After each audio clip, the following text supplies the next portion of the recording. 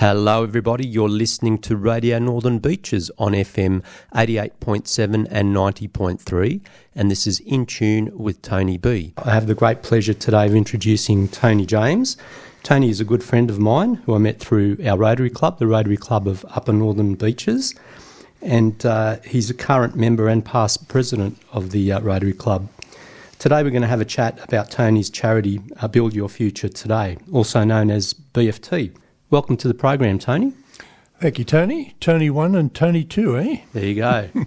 So, Tony, thanks again for coming on to the program. Can you tell me a little bit about the Tony James story? Sure. So I had a long time in IT, working for mostly American companies, Apple, Sun Microsystems, Oracle, and so on. And I was made redundant in my 60s. And they always say when you're made redundant, you should do your first love. And I was always dead keen on motor scooters and motorbikes. So my sea change was that I started Scooter Central at Brookvale, a motor scooter shop. And we had all the brands, and it was very successful. I ran that for 4 years and sold it to another local, Murray Walters. So the second part of the question was, how did I get involved with BFT? Well, at that stage I was retired and my wife was still working, and she's working for a biomedical company called Synthes, who make plates and screws for when you fall off your motorbike. And she was running the training division for Asia Pacific out of Sydney. And they decided it was a much better idea to relocate her department to Singapore. So I was able to carry her bags to Singapore. And she was working very hard, and I thought it's about time we started seeing some of the countries around Singapore, because it was right in the heart of Southeast Asia. And we, by chance, went to Siem Reap in Cambodia. And by chance again, I said to our tuk-tuk driver, I want you to take me to this orphanage that a friend of mine was supporting over there. And he said, sure. And he said, do you think they'd mind if I came in? I said, no, come along. And when we came out, he said, would you like to see where I volunteer to teach English? And he took me along to meet the founder of BFT, Long Sedtha. The Cambodians do the names back to front like Chinese, so his surname is Long and his first name is Sedtha. And I met this guy, and something like 4 hours later, I said, this guy's the closest thing to Mother Teresa that I'm ever going to meet in my life. I'm retired. What am I going to do with the rest of my life? So I said, I'm going to help him. And that's where it all came about. We decided that we were about to go back to Australia from Singapore. My wife and I set off and did a crash course on teaching English as a second language. Our first gig was to go up to Cambodia and check Sedtha out that he really was the person that he said he was. Because if I was going to raise money, I wanted to make sure he was going to do the right thing with that money. And we were able, in the 6 months we were teaching English up there, to do a good job of sussing that out, and he certainly passed in flying colours. One of the expats living there said, I trust him with my wallet. So the teaching process for 6 months was we had 5 lessons a day. We usually between 5 and 10 people, mostly young people. We had one of the lessons was for monks, and that always had to be done at 11 o'clock, because after noon they can't eat. So they've got to make sure they don't eat for the rest of the day. So they weren't much good by the time the end of the day came, so we used to get them in first while they were still fresh. So Sedtha told me his life story, and which is the thing that really got me involved. He was at the wrong place at the wrong time when Pol Pot came in. Pol Pot was 1975 to 1979, 4 years, and he was 16 at the time, so they emptied Phnom Penh where he was living, saying that the Americans going to bomb it. They split all the people up. The men went to labour camps. The women went to labour camps, different labour camps, boys and girls also separated. So Setha was with a whole lot of 16-year-olds for 4 years, and he saw many people die in front of his eyes. When the Vietnamese liberated Cambodia and got rid of Pol Pot, they escaped to the Thai border. He walked for something like 2 weeks, mostly walking at night to avoid landmines and being detected. And during that time, he picked up something like 20 kids who didn't know where their parents were. Some were orphans, but many of them he got placed with one or both their parents in the refugee camp. He spent 12 years in the refugee camp. The UN recognised him as a leader. He became a teacher. They sent him to Japan to study, and he became a UN coordinator. He met his wife there and had 4 kids there. So after 12 years, they relocated back to Siem Reap, and the place was a complete mess. It was almost as bad as a refugee camp. So he decided he had the opportunity to get out of Cambodia and live with some of his wife's relatives in America. But he still had his father there alive. His father survived. And he really just wanted to stay and help his fellow man. So he started helping widows in need. The cops would bring the kids to him and say, if you don't look after these kids, we're going to have to lock them up. So he'd take these kids and foster them, sometimes for up to 2 years, until the mother got back on her feet. She was either using alcohol or whatever and felt desperate. So in many cases, in one case in particular, there's a woman he taught to sew and bought her a treadle sewing machine.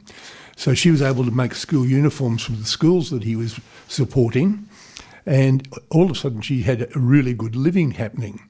And now she's taught something like 60 other girls to sew, and she goes from village to village conducting sewing classes. So when she knew how she was going to put bread on the table, or in their case rice on the table, they were able to reunite the kids, and he did that for more than 100 kids.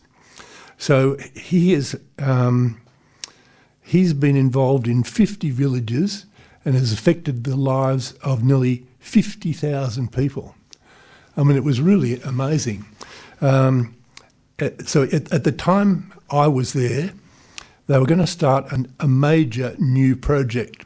A Rotarian GP retired from Glen Waverley in Victoria, Dr. King Gan, had this bee in his bonnet that he wanted to give back. He was Malay, and he thinks he owed people a debt for his good luck coming to university in Melbourne and having a good life. So he's looking for a very poor village, and at that stage, Setha was the head of the Angkor Children's Hospital outreach program. So this was an underfunded program that was to look after poor remote villages. So King said, if I go and talk to this guy, I'm likely to find out a really good pilot village to put my 4-year program in place. So Setha knew from the health records what was a poor village and what wasn't. And King said to him eventually, after spending some time with him, I want you to leave your day job, which was a very well-paid job, and just administer this project that I've got in mind. King was prepared to put in $60,000 of his own money per year for 4 years. And the thing that he was so hot about was not just building a school and hoping kids would come, because education is the key to success, but you have to address all aspects of village life to make it stick. And that's why it was going to be over a 4-year period. So all aspects of village life are health, particular child malnutrition and child deaths, health, education, clean water in particular, family violence, and food security. So let me take a little step back and paint a picture for you about Cambodia. Cambodia is one of the poorest countries in Southeast Asia, along with Timor-Leste. And Rotary, my Rotary, also has a project in Timor-Leste. The biggest, so Pol Pot left a long-term, multi-generational bad legacy. What does a typical village look like? The houses look like it's got a thatched roof. It's about the size of a single car garage on stilts, bamboo floor, no electricity, no permanent water, no way of collecting water, and no toilets. A typical village would have, say, 1,000 people, usually about 5 per family. 50% of the population are under 17, so it's a very young country. 80% are illiterate. There's no guaranteed food supply. There's no guaranteed water supply. They've got a poor diet because of that. 45% of them are stunted, and there's high infant mortality rate. 1 in 7 kids doesn't see their 5th birthday. Now, you've also got to factor into that the weather. It's just north of the equator, surrounded by Vietnam on one side, Thailand on the other, and Laos in the north. They get 5 months of monsoon, and that does allow them to grow rice. But then they have 7 months of blisteringly hot weather, no rain whatsoever. So and most of these villages aren't on any permanent source of water. So oftentimes it's just a pond that fills up in the wet season and becomes muddy soup, or even dries out completely at the end of the dry season. Some of these villages have to actually leave their village for 3 months of the year just to be near water.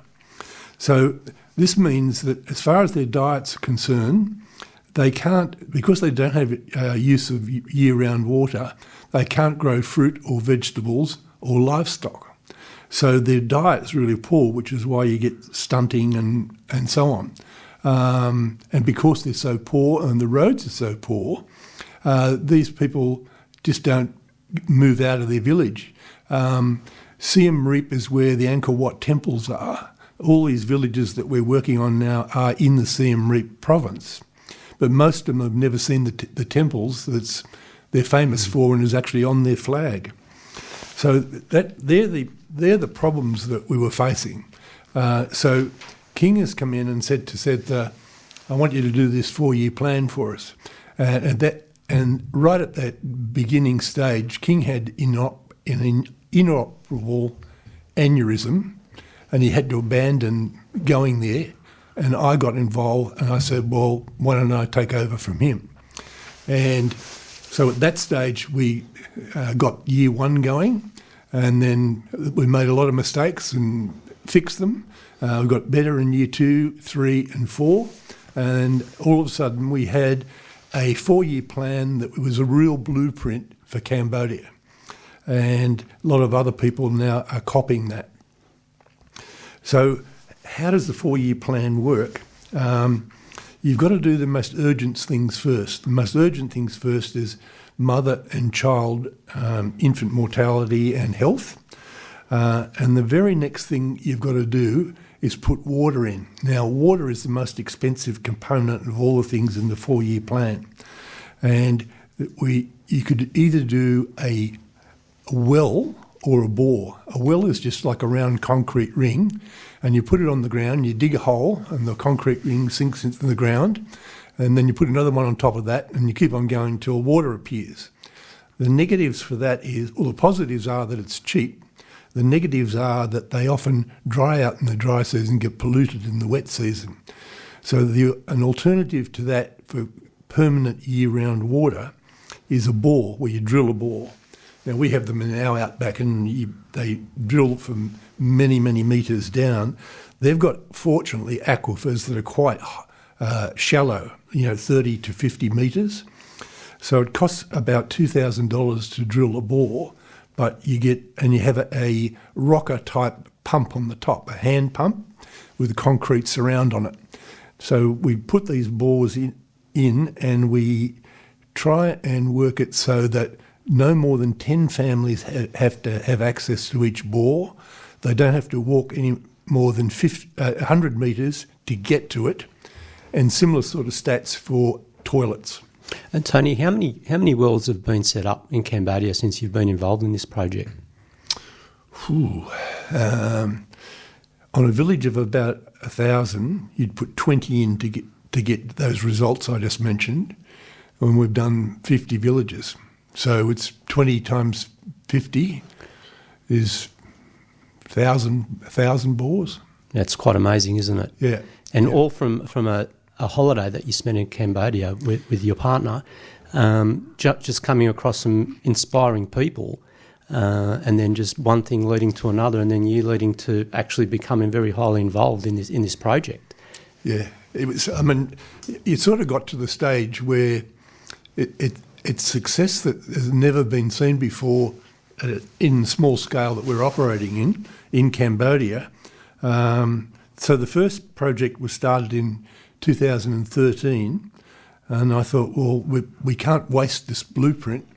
And my wife was working for a division of Johnson & Johnson at the time, and we managed to convince them to sponsor the second project in 2017, and that was successful. Mm-hmm. And he was able to then hire a second project manager. Also in 2017, at the end of 2017, we got a building company in Brisbane, Mosaic Properties, and they sponsored the next one. And we hired a third project manager. And then I approached Rotary, and I did a very nice PowerPoint presentation, and they, to my surprise, said, "That's a great idea, we're going to support you." So so then I felt obliged to join Rotary. Anyway, my involvement with Rotary has been fantastic, and I've since found out that Rotary isn't just my club. Rotary is also divided into districts of about 70 clubs.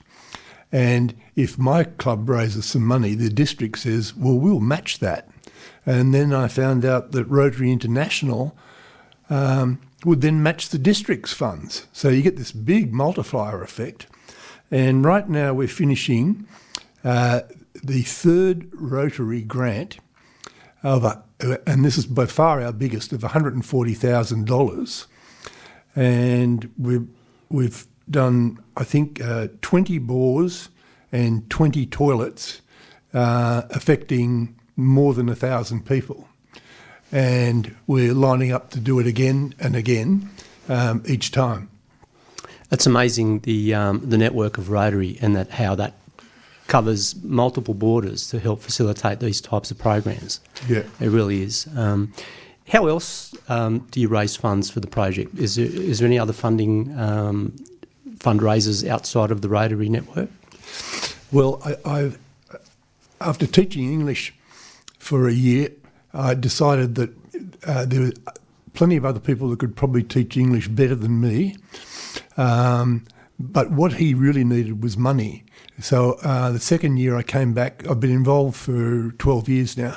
So the second year when I came back from Singapore to Australia, I created Friends of BFT Australia, and that's a registered charity.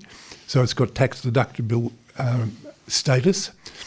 And the whole idea of that was to raise money. And I found like-minded people like me who had the same accidental discovery of SEDTA and BFT, and I approached them all, and they all became my board members, and they became fundraisers.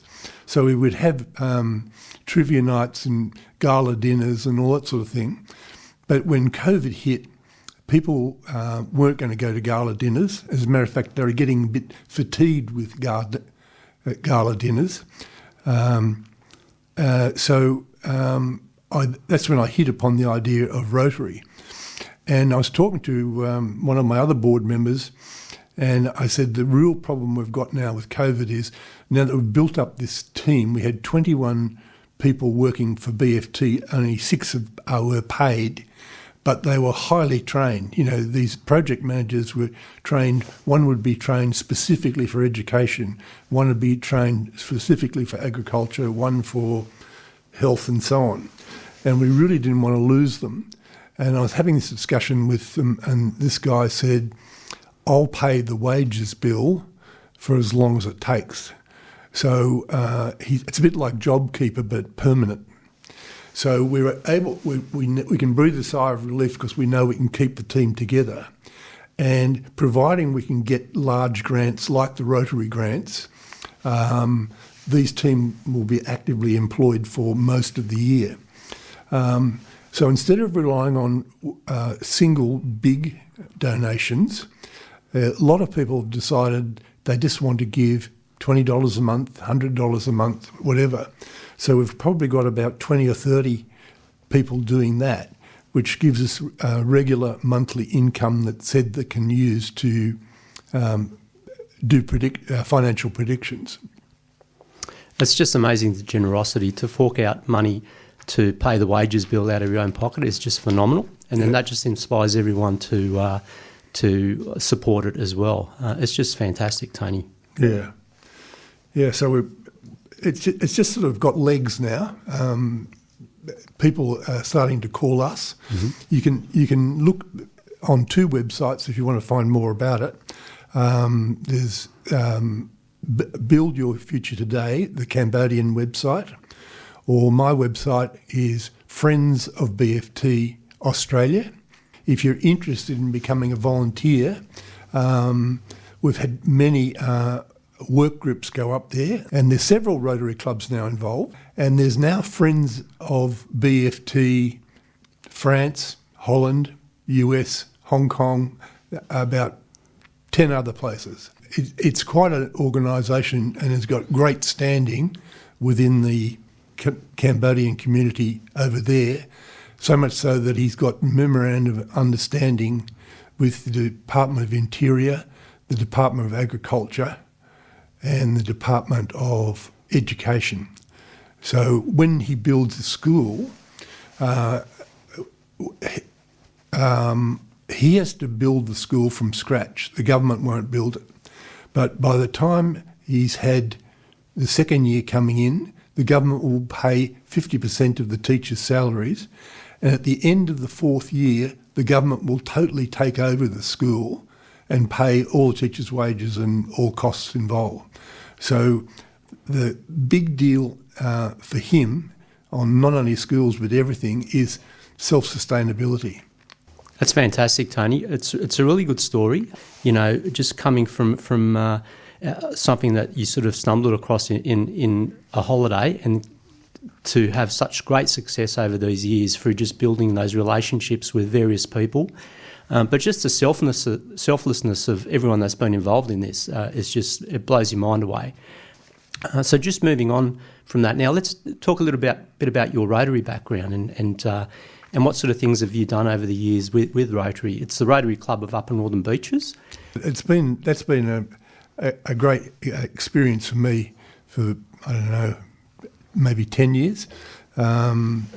At one stage, some of the Rotary clubs were getting smaller and older, and we thought it was a good idea to merge what was then Pittwater Rotary with Rotary Club of Terry Hills and Rotary Club of Narrabeen. And it just happened to be my turn to be president that year, so that was rather interesting, trying to get three different clubs and three different cultures together. You drew the short straw that year, Tony? Yeah, I didn't sit down quick enough. But look, it's been a really positive experience because they all had their own cultures, and we seem to have incorporated all of them, and for the better. And while the trend was for Rotary clubs to decrease, we bucked the trend, and it has grown from then, and mostly increasing it with younger members, which is what the club certainly needs. So, Tony, what would you say to anyone that wanted to become involved in Rotary? Well, it's certainly not a lot of things that people suspect it to be. There's no secret handshakes. It's not an all-boys club. As a matter of fact, I think we've probably slightly more women than there are men. People really are there to do good in the world, which is Rotary's motto. And our club, I think, punches above their weight in terms of some of the projects we've got. I mean, most clubs may have one international project or none, but we've got mine in Cambodia, and as I mentioned before, one in Timor-Leste. That's a country that had almost as much misfortune as Cambodia. Our project there is in a village called Soyabada, which is about 4 hours drive from Dili in the mountains. And that was the village that produced some of the leaders of the new government, Jose Ramos Horta and Chanel Guzmal, to name a couple. And the Indonesians knew that, and so they pretty much levelled the village. And one of our members, Tamara Sloper Harding, was in the Navy in peacekeeping, and she got to know the Prime Minister's Australian wife, and she's made that her project for many years. So that's another great project of ours. Locally, we have lots of different things, like we sponsor the Beach to Beach along with a couple of other Rotary clubs. It's a fun run going from DY to Newport. We do the Australia Day barbecue also at Newport. We have an annual golf day. And another good thing is the Tree of Joy, which is a Christmas tree we put up in Warriewood Mall, with all these envelopes on it, like 4-year-old boy or 6-year-old girl or whatever. And people take the envelopes and come back a day or two later with a present suitable for a 4-year-old boy and a 6-year-old girl. And we've got 5 different charities we give them to. And one of them's Matthew Talbot Hostel for men who are down on their luck and can't buy presents for their own kids. So we give them. And also refugees out at western suburbs. Those little kids don't know too much about Christmas at that time. That Tree of Joy is really, it's a real eye-opener in terms of just observing the generosity of the general public over that period of time that we held it. And as we know in Rotary, people put their names down to volunteer and go and pick up the toys and then deliver them to your garage or wherever they might deliver them. Yeah. And I was just overwhelmed with the number of gifts that people put under that tree just in one day. Yeah. And you multiply that by 10 days or whatever it might be that we hold the Tree of Joy. It's just phenomenal. And that we facilitate it, and we have people helping and doing the work. But it's actually the general public that are donating the gifts that are going to someone that might otherwise not have that gift at Christmas time, and it's a really good thing. Yeah, it wasn't unusual to see 5 presents wrapped in the same paper with the same handwriting on, so it's pretty clear that people are doing very generous things at Christmas time. Just amazing. Now, thanks, Tony. So with the Rotary Club, if anyone is interested in coming along or finding out more about it, just phone 8005 0711 or email contact@rotaryuppernorthernbeaches.org. And Tony, would you like to reread those details of how people can donate to Build Your Future today, just for anyone that's just tuning in now? Yep. So the website is www.Friends of BFT Australia, all one word. And if you would need to have a chat, there's a menu on there of all things you can donate for. You could donate for a ball or a school uniform, and there's a whole list of stuff there with pricing.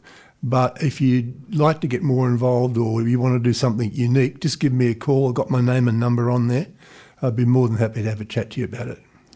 Tony, thanks again very much for coming on the program. You should be really proud of your achievements, both with BFT and with Rotary. It's truly amazing, and sincerely thanks for coming onto the program. Thanks for inviting me.